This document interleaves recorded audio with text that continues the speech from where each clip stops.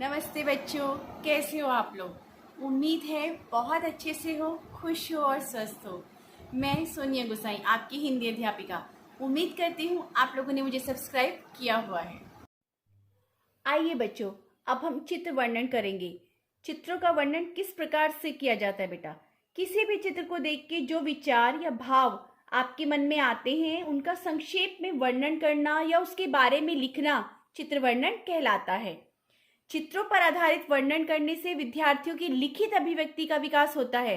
विद्यार्थी चित्र को देखकर उसमें प्रदर्शित क्रियाओं, व्यक्तियों, पशु पक्षियों और स्थितियों का वर्णन अपने शब्दों में पूर्ण रोचकता के साथ कर सकते हैं।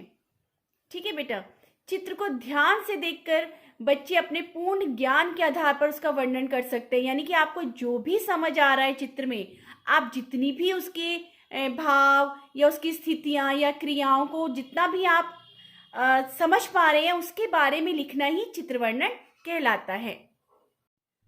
आइए बच्चों, अब देखते हैं ध्यान देने योग्य बातें कौन कौन सी हैं। सबसे पहले आपको चित्र को ध्यान पूर्वक देखना व समझना चाहिए किस चीज का चित्र है, उसमें क्या दर्शाया गया है, कौन कौन से आपको उसमें चीजें, वस्तुएं या क्रियाएं होती हुई दिख रही हैं। ठीक है बेटा। दूसरा आता है इसमें सभी वस्तुओं का क्रम से वर्णन करना चाहिए। क्रमबद्ध तरीके से आपको चित्र का वर्णन करना चाहिए। इसके बाद आता है बेटा अगला, छोटे छोटे वाक्य हमें बनाने चाहिए। जब हम चित्रों का वर्णन करते हैं तो उसमें जो वाक्य हैं हमारे ज्यादा लंबे नहीं होने चाहिए। और उसके बाद अगला है, भाषा जो है सरल व स्पष्ट होनी चाहिए। यानी कि आप किस चीज का वर्णन कर रहे हैं, उसमें किस भाषा का प्रयोग कर रहे हैं, वो सरल और स्पष्ट होनी चाहिए बेटा।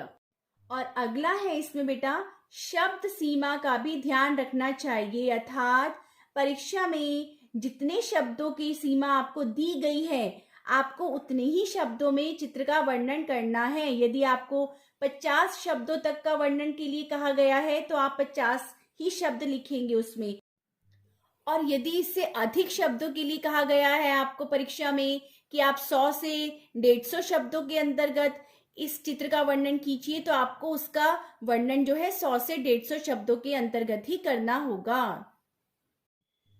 तो आप इन सभी बातों को ध्यान रखते हुए बेटा अपना चित्र वर्णन का अभ्यास कार्य करना, क्योंकि परीक्षा में किसी भी तरीके का चित्र आ सकता है ना। तो आपको इन सभी बातों को ध्यान में रखते हुए उस चित्र का वर्णन करना होगा। ठीक है बेटा।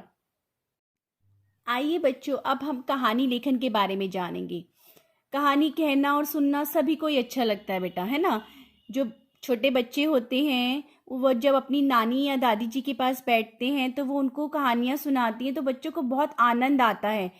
कहानी सुनने से बच्चों की कल्पना शक्ति का विकास होता है। उन्हें मनोरंजन तो मिलता ही है, लेकिन उनकी रचनात्मकता और कल्पनाशीलता का भी विकास होता है। कुछ बच्चों को भूतों की कहानी अच्छी लगती है, कुछ बच्चों को जानवरों की कहानी अच्छी लगती है, तो कुछ बच्चों को राजा रानी की कहानी भी पसंद आती है ना बेटा। ये सबकी पसंद अपनी अलग अलग होती है। लेकिन कुछ ऐसे भी बच्चे होते हैं जिन्हें अपनी जीवन से संबंधित कहानियां सुनना भी अच्छा लगता है कि अच्छा, जब मैं छोटा था तो ऐसा करता था, अच्छा मेरे पापा जी ऐसे करते थे, मेरी मम्मी जी ऐसे करती थी, है ना बेटा। तो इसी तरह से कहानी लिखना जो है वो मुश्किल होता है, कहानी सुनना बहुत आसान होता है। यानी कि जब हम कहानी लिखते हैं तो उसमें बहुत सी बातों को हमें ध्यान में रखना पड़ता है कि किस पात्र की कहानी हम लिख रहे हैं, उसके जीवन में कौन कौन सी घटनाओं का वर्णन हमने कहानी में करना है, या कहानी में हमें क्या संदेश देना है। ठीक है बेटा। आइए बेटा, अब हम बोर्ड पर देखते हैं कहानी लिखते समय हमें किन किन बातों का ध्यान रखना चाहिए। सबसे पहले इसमें कहानी लिखते समय पहले उसकी रूपरेखा बनानी चाहिए, जैसे कि पात्र, घटना, स्थान, संदेश आदि। यानी कि हमारी जो कहानी है उसमें कौन कौन से पात्र हैं, हमें पहले उसकी रूपरेखा बनानी चाहिए। ठीक है ना। हम किस घटना का वर्णन कर रहे हैं अपनी कहानी में, स्थान कौन सा है, यानी जो घटना घट रही है वो किस स्थान पर घट रही है, या फिर हम कहानी के माध्यम से क्या संदेश देना चाहते हैं। इन सभी बातों को हमें पहले से ही ध्यान में रखना चाहिए। अगला है इसमें कि कहानी की भाषा सरल होनी चाहिए, मुहावरेदार, सुबोध व पात्रों के अनुसार होनी चाहिए।